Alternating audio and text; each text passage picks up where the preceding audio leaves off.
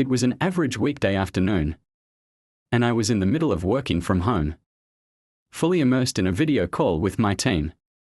I had my headphones on, documents spread out in front of me, and my concentration narrowed to the task at hand. I didn't hear the knock at first, just a faint thud that I thought was probably from upstairs. But then it came again, louder, more deliberate. I excused myself from the call, took off my headphones and walked to the front door, curious and a little annoyed. When I opened it, I was surprised to see my neighbor's friend, someone I barely knew, standing there with an expectant expression.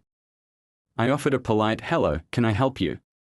But before I could say much more, he launched straight into what felt like a demand rather than a request.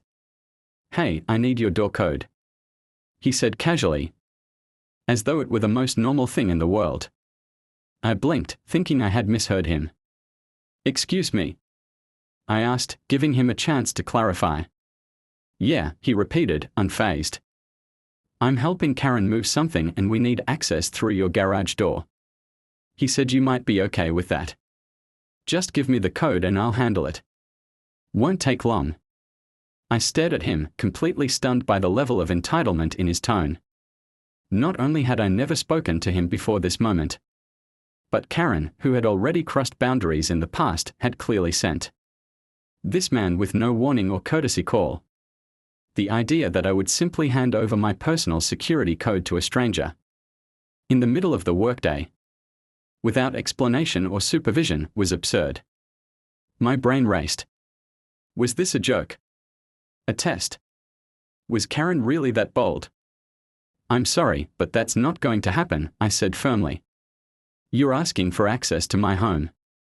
I don't know you." Karen should have spoken to me directly if there was something he needed.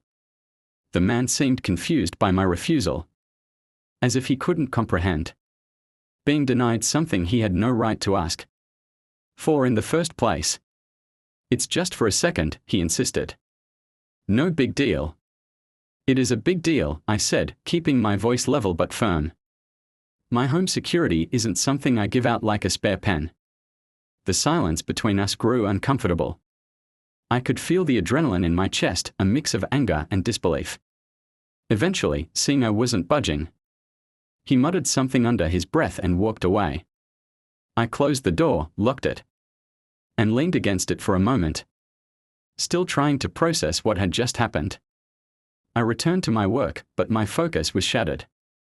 The nerve of someone to show up unannounced, interrupt my day, and demand my personal code without context or trust. It was not just inconsiderate.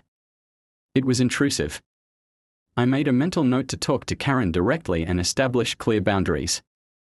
I knew one thing for certain. No one would ever get access to my space again without going through me first. Respect isn't just given, it's earned. And clearly, some people need a reminder of that.